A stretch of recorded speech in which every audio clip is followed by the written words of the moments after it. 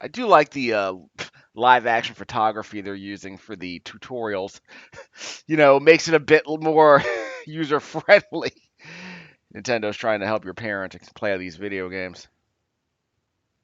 Does feel this was the first, yeah, two-player mode. That was cute. I hadn't really thought about that. Look, I'm giving Nintendo some credit. They give people options. And there's an easy mode in here for an assist mode if you want to play the game that way. But I do dig stuff like this. Because I don't think even Zelda wasn't even doing this stuff. But Zelda's weird, because Zelda's the kind of game your grandma wants to play, and I appreciate that. ZL plus B while running, yeah. I'm curious how this would work with a regular Joy-Con. Okay, we'll get to that later. We're in the beginning of the tutorial levels. Did I pick the wrong button? We're in the beginning of the tutorial levels, so the game will explain all this eventually. No capture actions. They never made a traditional like 3D Mario game since Sunshine until this game came out, as I recall. Like obviously the two Wii games were Wii mode based. I mean they were, you know, traditional Mario 64 like platformers, but you had the Wii mode where you had to point at stars and crap, and I never liked that. I do have a Wii lying around here, and obviously I have a Wii U. But I do have Mario 3D All Stars, so I could play Mario Galaxy on that. But I guess it makes more sense to play it on a Wii U, in HD, the way Miyamoto Sensei intended, I suppose. It is kind of weird to think about how Mario games have kind of lost their vibe in the zeitgeist after Zelda took it back, I guess. It's weird. In the 20th century, Mario was considered the greatest video game icon of all time. Like, all of his games were like must plays. And Mario 64 was obviously a big part of that. Basically set a lot of the game design standards for 3D gaming from the mid to late 90s. I mean, it was basically Nintendo saying, "There you go. What are we up to?" It was basically Nintendo saying, "This is how we're going to make video games for the next, decade," and it worked until the camera control situations were fixed. Because obviously, when the Nintendo 64 came out, you had developers still trying to figure out, like, how do we bring all of these 2D traversal expectations to 3D video game design. Like, if you have video games where people are expected to run around and jump around, it wasn't like Doom or Wolfenstein 3D. Wait, throw cap.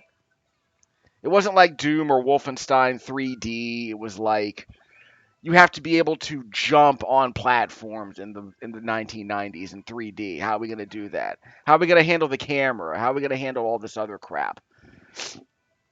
Because we can't just do everything like Pandemonium on the PlayStation 1. We aren't just going to make everything from a side view. And we aren't going to do it like Crash Bandicoot, where it's like forward scrolling with the occasional side scrolling tangent. I can also shake the Pro controller. No way I'm going to do that. Okay, fine. They're guiding me. You know it is. But yeah, I think right around Super Mario Sunshine was a decent. I mean, I loved it. I need to play more Mario Sunshine. But I think the complaint about Mario Sunshine is that yeah, there was some hard mode crap in there because some of the stars were locked behind these. Some of the stars were locked behind those really challenging, corridor stages. The ones where you had to basically slide down a hill and not die, basically. Those and if locking behind a lot of the content might seem frustrating. I'll be the first to admit. There we go. So when the hat hits the top of the pole, it spits out coins. That's kind of cool. By the way, how do I do the Yeah, you can do the. Yeah, you run one way, then you run the other. You run one way, then flip the controller 180 degrees to do that. To do that backwards jump. How do you crouch? And you can do that crouching somersault jump, crouching backflip, and you slide with ZL. Yeah, you slide and do ZL. It's when you crouch slide, you can jump. Mario 64 stuff. But yeah, I think it was by the time Mario Galaxy came out, was there this impression that Mario just wasn't cool anymore? Or is it just that the Zelda games are considered better games? So that seems to be the whole vibe. Like the Zelda games, like sort of stole the not just the Zelda game specifically, but it's like I think there was a sense that Mario games were kind of like kids games, but Zelda games were like for older gamers. So you played Mario games for that sort of kid vibe, and you would play Zelda games for something more immersive and mature, I guess. Although I guess someone did mention in a podcast about a decade or so ago when after Skyward Sword came out, so the game showing you how Mario's momentum works on hills. But there was that, what would you call it? Yeah, when Skyward Sword came out, the question was Nintendo trying to do a Ghibli thing? Because obviously Princess Mononoke and Spirited Away were huge. And Spirited Away just got re-released for its 20th anniversary, and I saw it in theaters. We'll talk about that later. But yeah, I think the vibe. I didn't play much of Skyward Sword. I probably need to play it again. Do I have that? I don't think I have Skyward Sword lying around here. I do have a Wiimote. I do have a Wiimote Plus. But I'll get around to Skyward Sword eventually. But that was another one of those games that, like Twilight Princess, was like, okay, we're making a Wii version of a Zelda game, a 3D Zelda game. Whoops, probably should have done that. I was trying to stay out of the icy cold water, but whatever. The game does look very good. This is an early Nintendo 64 game, and yeah. Does it look better than like Assassin's Creed Origins? No, but it looks better than the vast majority of video games that came out since Mario Odyssey. That's the thing. Before that Mario Brothers movie came out, what was it, in 2022? No, it was last year in 2023. I think it was April of 2023, right? The argument was, hey, did people really care that much about Mario except it's a kid's property? Well, it's still a kid's property. I mean, your parents bring you to see the Mario Brothers movie, and it's way better than the one I saw when I was growing up back in the 90s. That thing was trash. But the argument was that it was trash in a way, like it was trash in a way where people who didn't know how to tell stories based on video game IPs, in case you can dash with the Y button. But yeah, it was trash in the way where people who didn't know how to tell traditional movies narratives with video game IPs, that was what you ended up with. So let's put Dennis Hopper in lizard makeup and call him King Koopa, and that was the kind of vibe that your average Hollywood film was probably going for in the early 90s. And look, that was one of the it was one of the most expensive game movies of all time when it was made. Like it was like a 45 million dollar film, I think. So it wasn't like they weren't trying to make a good movie. It's just all that money was wasted on a lot of really bizarre world building and a lot of really bizarre production design. It's like, okay, because remember this is before CGI really hit it off. Like before Jurassic Park came out, why would you make a CGI animated film? The production pipelines weren't set up to create really vibrant animated films back then. Toy Story was still 2 years away by that point, or 3 years away by that point. So the frog suit just jumps in automatically on enemies, huh?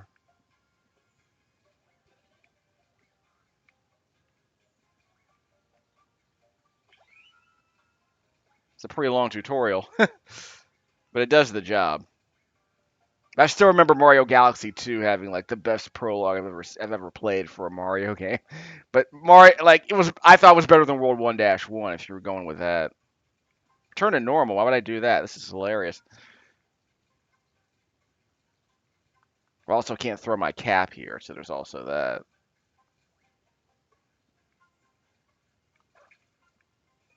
Okay.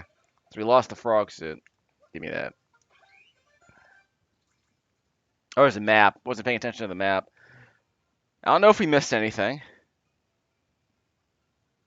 You want to go back and get that thing? Probably not. Oh, look at this. This is cool. An actual atlas. See, again, this is this kind of polish people expect from Nintendo games, Nintendo developed games. It's like all this extra stuff.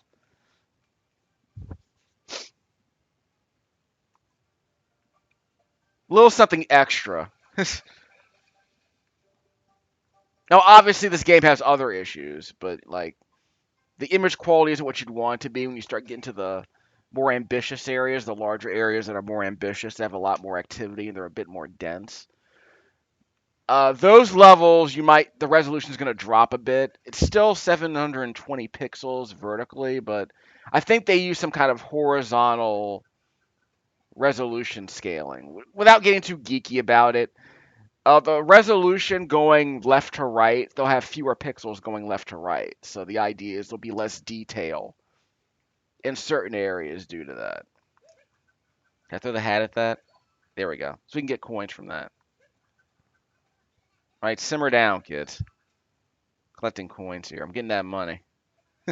Speaking of Spirited Away, we're gonna make it rain like no face once I start getting all these coins. Koinishi.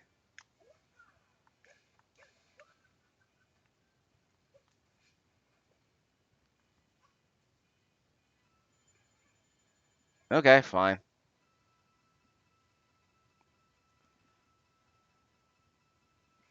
So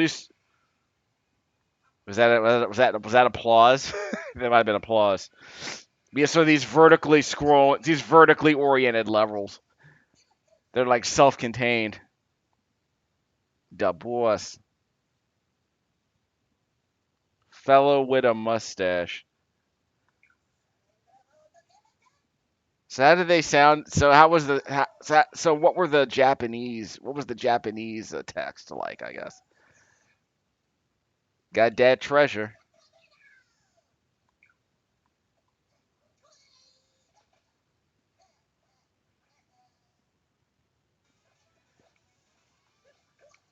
Suck it. And you gotta press the ZL button to smash them. Look out.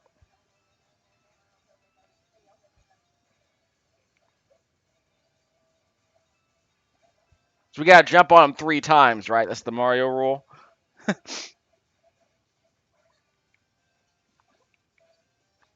One more time, and you're 2 more times, and you're de-energized.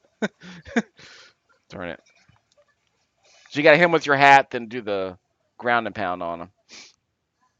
What do you know? Only had to hit him twice instead of 3 times, like every other Mario game. Weird.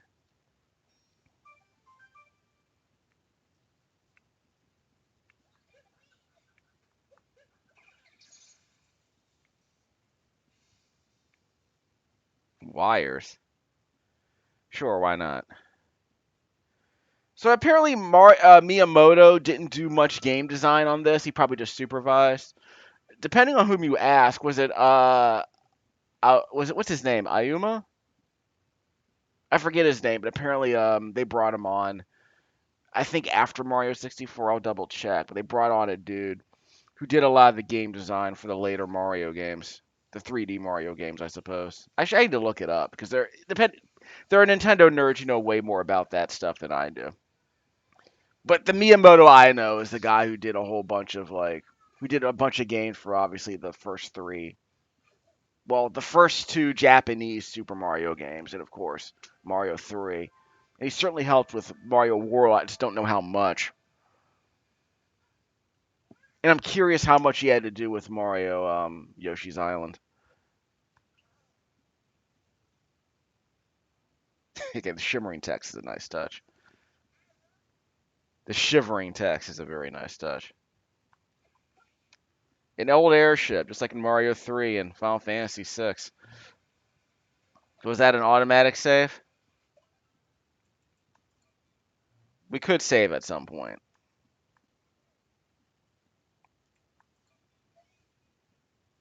So how we doing? Okay, so we saved. We're fine. Again, I do appreciate those little touches. So this might be, and I'm playing this on a 1080p screen, so it looks perfectly fine. But on a 4K screen, people will probably complain about, some of the shimmer, some of the lack of detail in some areas. Because again, the resolution can only be so high. Obviously, I'm playing this docked. Whoops. Give me the loot. Obviously, I'm playing this game docked, so I might be getting 1080p, but I've been told, or at least I'll double check what Digital Foundry said.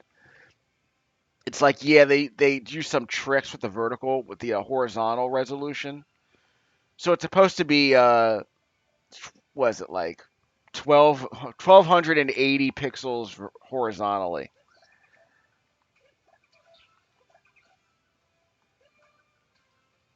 But they might cut that in half or reduce it to 960 pixels wide or make the resolution 160 pixels wide when areas get a bit too demanding because they want to maintain this frame rate. You're trying to get 60 frames a second. But this brings up the whole other conversation about, well, why not? Well, well, there are always some compromise you're going to make 'cause you want the game to look a certain way, obviously. Give me that.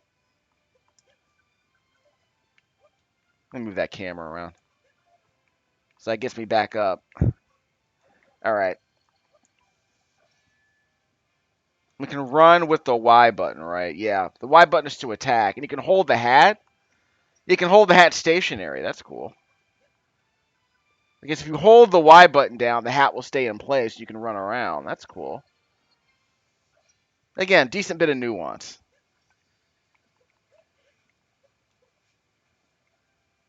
So I guess we need a mushroom, like a Goomba to break that. Yeah, the chain chomp won't be able to do it. How do I separate the chain chomp? Well, I thought I could break the chain chomp out of the chain, but whatever.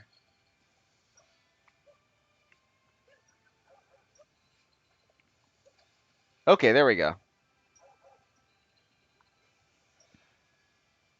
How did I roll? Oh, you press the run button while you're sliding. Okay, so you crouch, then you run.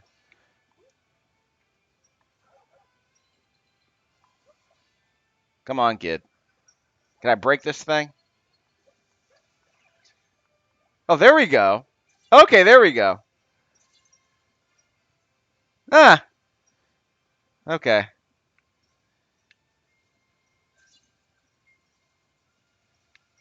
Okay, so you have to. Okay, so you have to hold down to charge it up, then release. There you go. Okay. Huh. So you don't have to use a Goomba for that. Okay, that was cute.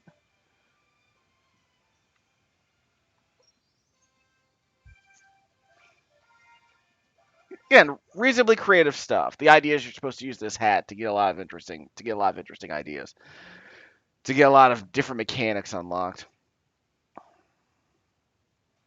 Yeah, when a Hat in Time, I remember I played a Hat in Time on this channel, but that game was more about exploring large worlds, I would argue. But I'm curious what this game might be a bit more linear, but I'm curious how that'll go. I think I still have a Hat in Time back here. I mean, it seemed fine. Didn't look as good as this, obviously. Like it seemed fine.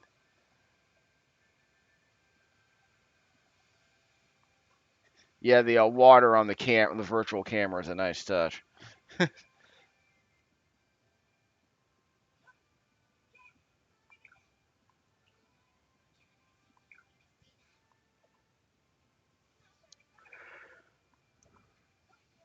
Okay, I'm gonna answer the question. Does the movie look? The movie looks better than this, obviously. But the point is, people have said, when will video games get to the point of why won't video games look as good as movies? I'm like, we're not there yet. It depends on how much you limit the level of detail you put into a movie. But I mean, the problem with most video games is that they can't emulate cinematic storytelling yet in real time. So we need more power moons. So there's still, I mean, video games can't emulate a good looking movie in real time because we could probably make a Toy Story movie that looks pretty good, but there's a lot of stuff you can't do in real time that's not incredibly expensive. Hold on. Gimme. Gimme. But I think I asked a question similar to this on Quora. Yeah, I answered a question similar to that on Core because it's like, so what do you, in other words, what level of detail are you trying to accomplish in a video game? What level of fidelity do you think you're able to accomplish in a video game? And at some point, you have to concede that doing stuff in real time is very expensive unless you have a lot of canned animations. And if you're making a movie, even an animated movie, the animation isn't canned in the same way. It's not pre-baked. You're basically asking a video game to be as dynamic as a movie, but movies don't have to worry about, limited memory. Like, whoops. Well, not a Yoshi. Can I jump on it? Probably a bad idea, but actually, I can throw my hat on it, right? Of course. The kids love dinosaurs. Suck it. Now, this is the Yoshi from the live action movie, isn't it? Give me the loot. So we'll just bust open all these rocks. Destructible environment. Everyone's favorite part of Mario games. Before we do that, let's get a couple more things.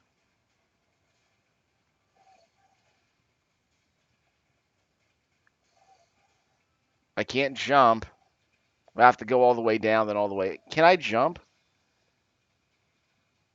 Give me those coins. Yeah, I'm gonna lose those coins. It's a shame, really. And I can dash. Give me a second. I'm running out of time. Yeah, crap. Yeah, I wanted to break that one. Oh well. Can I go back and redo it? Yeah, probably can. That's what I mean. Like, what level of fidelity? Like, in other words, could you make a game like this look like the Mario Brothers animated film? I'm like, not really, because you need. How would you handle all the character animation? How would you handle all the lip sync? How would you handle all that other stuff? Assuming you're actually going to try and make an English language, English language Mario movie. How would you do all the lip sync? How would you do all the dynamic animation that a film usually includes? Again, you're not reducing everything to a bunch of, animation cycles like this. There's a wider variety of there's a wider variety of animation in a movie than in a video game. There's just more stuff to animate in a movie than in a video game usually.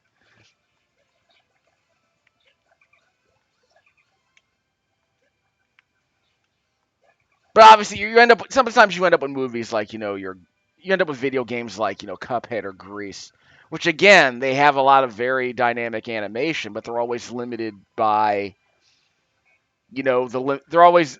Oh wait, I have to spin it around. Yeah, spin it around. Yeah, rotate the stick 360 degrees so you can spin like that. Then you throw the hat to do that little cyclone hat whirl, which is nice. Here we go. Snap it to the side. What does that mean, snap to the side? Oh, I see. I'm not doing that. First of all, I'm playing with a gamepad. I'm not doing that. Though it is an easier input. Yeah, I admit that is an easier input than a 360-degree rotation of the globe. You know what I mean? Give me that. Almost fell there.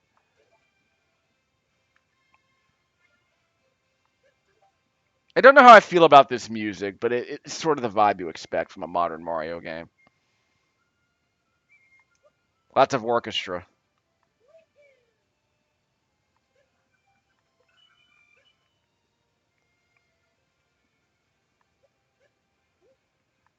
So we need the dinosaur to smash these. Yeah, we need the dinosaur to smash these.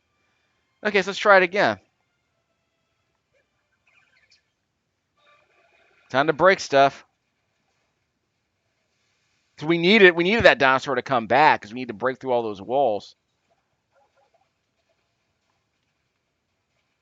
Get over here. We don't need to break through them all, of course.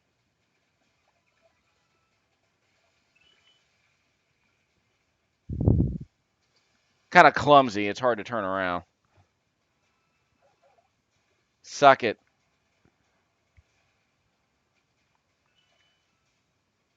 I'm not dead.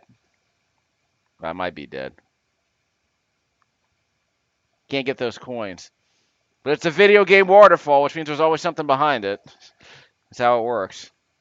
I think I'm just stuck and I can't see where I'm going. Oh, well. There is a timer, right?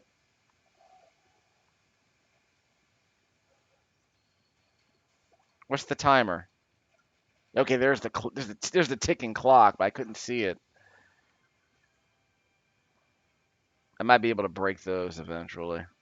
I might be able to break those blocks eventually. We'll get around to it. Am I going the right way? I want to say no. There we go. Give me the loot. Now, obviously, I have not bought this game yet because I'm not spending $60 on a Mario game. Now, I was hoping it would eventually drop to 20, but Nintendo's never going to bite. Maybe when the new Switch comes out in 2025 or whatever, they'll reduce Mario Odyssey to like $20. It's like, that's what I mean, like, what's the incentive for them to lower the price on a Mario game? It's an evergreen. It's a game. This game is as old as the Switch. It's like Breath of the. You can find Breath of the Wild for $30 these days. I think with no case. But it's like this game does everything wrong. It's the Mario tax. It's the Nintendo tax. It's the portability tax. It's the Mario tax. It's the family friendly tax. Like all the things that make video games more expensive than what the market than what they would normally be. Like the reason these games hold their value is because everyone buys them, regardless of what the price is.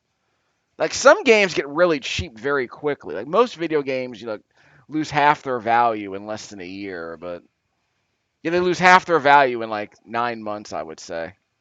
And then there are games like this, which will probably never drop below $50 ever, which is kind of frustrating. If you're just a dude who wants to play video games. Let's say you're a parent. I saw that pop in on these blocks. Whoa, whoa, whoa, whoa, whoa, whoa, whoa! What was that? That sounds interesting.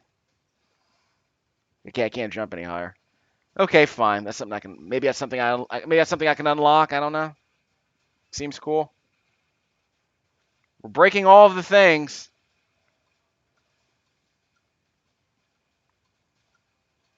Memory limitations being what they are, these levels probably can't be too big. Polygon limitations and all that. Again, another example of where the power of the Switch is ultimately hampering what if this video game could be. But you don't need this game doesn't need to be Skyrim. It just needs a bunch of sky islands like in Breath of the Wild. Tears of the Kingdom. Again, another evergreen like Breath of the Wild is a $60 game. Tears of the Kingdom is $70, dude. $70. This isn't Street Fighter 2. I mean, what are we talking about here? What are we paying for exactly? Because in the old days, like if you bought Super Street Fighter 2, you were paying for the cost of the chips. Like half the cost of those video games is the cost of the freaking chips. Those ROM chips were expensive. If you wanted to play like Street Fighter 2 back in 1991, or was it 1992? I think it was.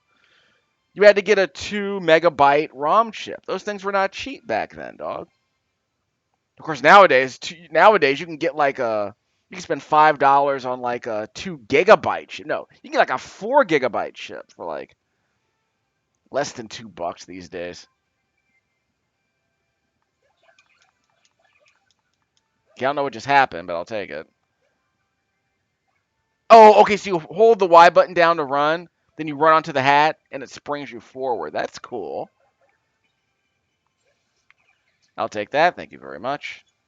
Okay, we're gonna bust through that. Give me a second. There, I can see it now. There it is. Bada boom. Huh. I think this game is still at kiosk if you go to like Walmart or whatever or Target, it's probably still in the kiosk. Okay, here we go.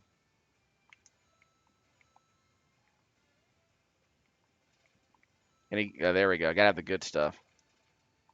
It's supposed to be 10 coins in here. Hey kids, remember how to play Mario games? Yeah, it's supposed to be 10 coins in there. Actually, there are 10 coins in there. Hold on. Get over here. Boop! That's how that's done. Like, I probably should have broken those other blocks. Oh well. That's what I get for being impatient and destructive. That's what I get for being needlessly destructive.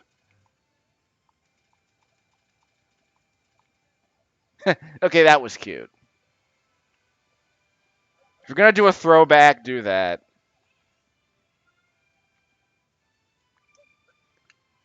Uh, You can see everything from Lookout Mountain.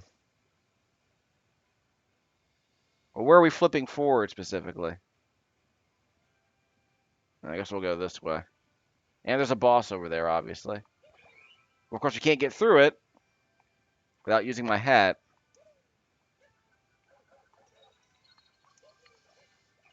I'll take that. Just a second. Oh, stunned him. That's a wrinkle. So that we've stunned one of them, we can do this. So one of them stunned the other. That works.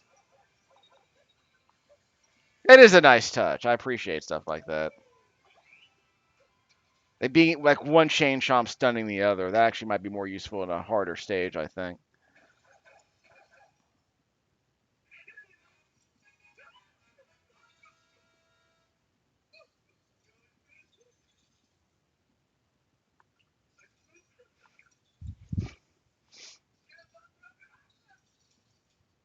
Power moons.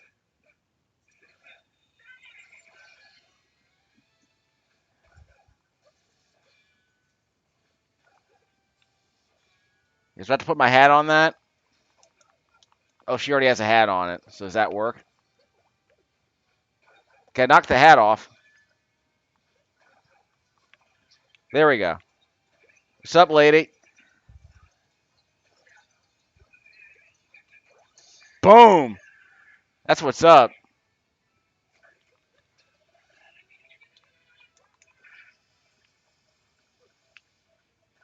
So you gotta knock the hat off. Okay, now the hat's off. You can throw your own hat and whip it good. So we have to lengthen the chain and then release it. Okay.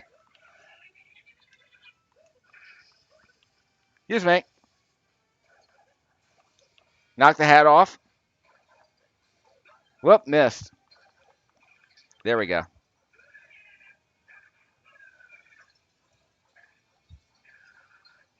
I'm gonna have to get further away. There we go. So we have to lengthen the chain to its maximum length so that she has to. So you have to get away from her so that the chain is the maximum length. That gives us the momentum we need to whip it forward towards her face.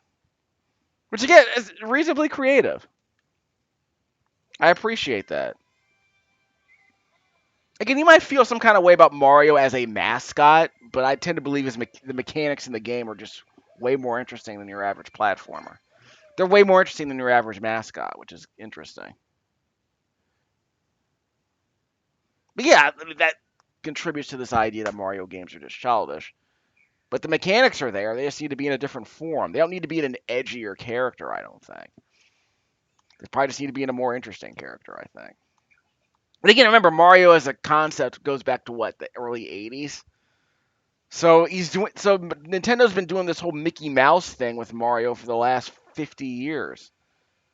But yeah, for the last 40 years they've been doing this whole Mickey Mouse routine. I know some people aren't going to be down with that. Although Link is obviously like he's more mysterious, he's more mature, and he's less slapsticky, and he's arguably less obnoxious. So people probably dig Link.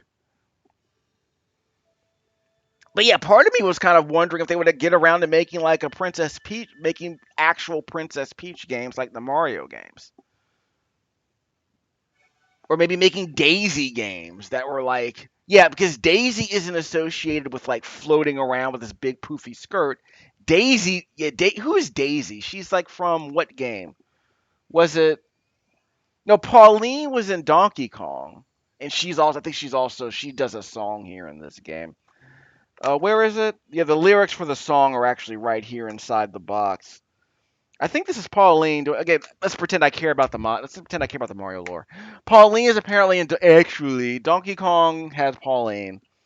No, Daisy was in Mario Land, right? First of all, where's Mario get all these girlfriends? By the way, what's the Mario harem? Speaking of lore, so I guess we'll play more of this game later. This game seems fine. It's probably very good.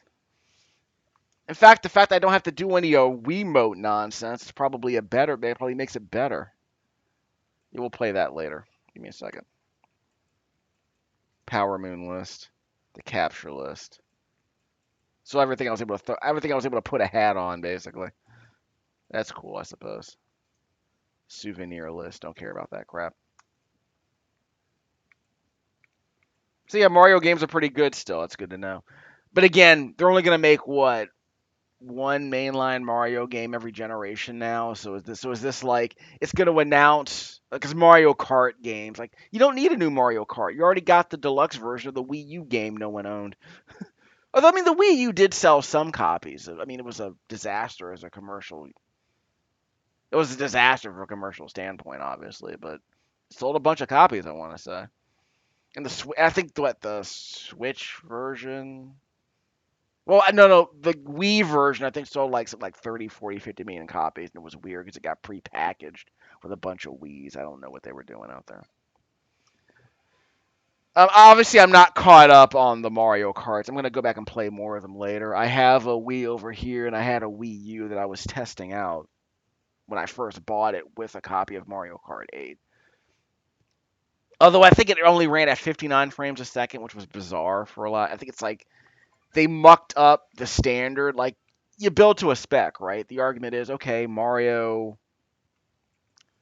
Well, it's not like they couldn't do 60 frames a second. Why did they set the frame rate cap at 59? They probably just screwed up the whatever the frame rate capper was. They just set it at the wrong value and they never went back and fixed it. Let's pretend it matters if we're being honest. Like how many people stopped playing the game because of a weird 59 hertz frame rate? Who would ever do that? What network? We're not going online with this crap.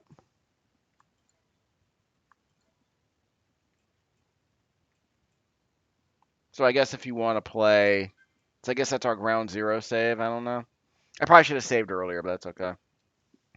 We can go back and play any level we want, I assume. Oh yeah, the assist mode. Arrows will guide your way, and you'll bounce back quickly after a fall. So again, easy mode. Imagine a video game having an easy mode. Although this is not Super Mario, yeah, this game has completely embraced the accessibility design principles that were pleasantly ignored when the second Mario Brothers game came out. Because when Super Mario Brothers 2 came out in Japan, the apocryphal story is apparently Howard Lincoln played it and said this game isn't fun. It's just trolling you. People don't want to play this game. Like video games should be fun. This game isn't fun. It's just angry and hard. It hates you. And well, when Mario Maker eventually came out, people started immediately making incredibly difficult levels because what else did they have to do? Like, how could you make Mario a more interesting game without just making it brutally harder? I would argue make the levels more worth exploring. I don't think you need mazes specifically. I've been meaning to get around to that. I'll probably wind up doing it later because you don't want to record commentary doing that stuff. I don't think. But it's one of those things where I tell myself that if I'm going to make Mario levels, it would be more about exploring and not so much about just going from left to right. Maybe having multiple paths through a stage would be the better way to do it because you don't want people to get lost. But Mario games, I mean, Mario 3 did have secrets, but they were usually like, okay, did you find the Tanuki feather? So that means you can fly up there, get some coins, and come back down. But what are you exploring for? I would argue you're exploring for things like P switches, like in Mario World. You're opening up other levels. You're setting up shortcuts to other levels. Like stuff like that might be more interesting. Just make it something other than a side-scrolling obstacle course. But that for a lot of people, that is their Like I grew up in I grew up in this era, so I'm familiar with video. Every video game had to be a platformer back in the 80s. That was just where video games developed. And then eventually, every video game had to be like a Zelda or a Metroid, which I'm fine with. You don't get Skyrim without a Zelda or a Metroid, I would argue. So just to close things off, this cartridge was obtained from the Maryland Library System, so it's not version 1.0, it's version 1.3. And why is that important? Because there's a VR mode. So I guess they patched this into Mario Odyssey after the Labo came out. Hey kids, you have cardboard? Because you can make a cardboard fort. It's a thing kids probably used to do back in the 20th century. So now Nintendo Labo. God, what was Labo even? I haven't seen a Labo system at a store in years, but I did see the Mario virtual. What was it? The Mario Kart augmented reality nonsense, which I'm never gonna buy. But although I have plenty of room in this crib for a Mario game, but it's carpet everywhere. What am I supposed to do? Like, am I supposed to like just lay down wood everywhere? Which I could do. But the idea of like augmented reality is probably pretty cool. But it brings up the whole idea of why am I playing a video game that requires me to clean up my house? Not that I'm suggesting I'm some Kikomori shut-in or anything. It's just I'd rather if I'm gonna clean my house, it's because it's because I need to sell some video games and make some room, not because I'm trying to play a video game. Although that would be a very interesting idea itself. You got to clean up your house so that you can play video games. Imagine being a poor kid living in like a cramped apartment with like 5 adults and not having any 5 kids and 5 adults, not having any room for that stuff. Use the Toy-Con VR goggles. Yeah, I don't know how I feel about Labo. I'm probably never gonna play it. I'm old enough that I don't really have to care about random novelties like the Labo. Kids, please. Hey kid, are you in kindergarten? Please ask your parents if you're allowed to do this. Yeah, we don't want our children to be like persuaded by the persuasive power of VR sirens. Or VR Koanishis from Spirited Away, who try to lure us in with gold. What was it? It was gold painted pebbles. That's what they were using. Gold painted pebbles. We're not gonna do that. So we're gonna end this video here. This video is recorded with my Plantronics headset plugged in. It's a USB-A headset plugged into my dual core Windows 11 laptop, which is capturing this footage at 60 frames a second using the J5 Create 4K UHD capture device. It's a USB-C connection that's actually plugged into a USB-A connection, whatever. And it has an HDMI splitter, so I got a 4K pass through right to my TV, which is how I was playing the game, while the game captured onto my laptop, which is I think is the way you're supposed to be doing it. We'll be playing more of this probably at some point. I just kind of wanted to see how it played. Seems really good. I'll play more of this later. I'm just not willing to spend $60 on it. So I'm just trying to get it out of my system. It's perfectly fine as a video game.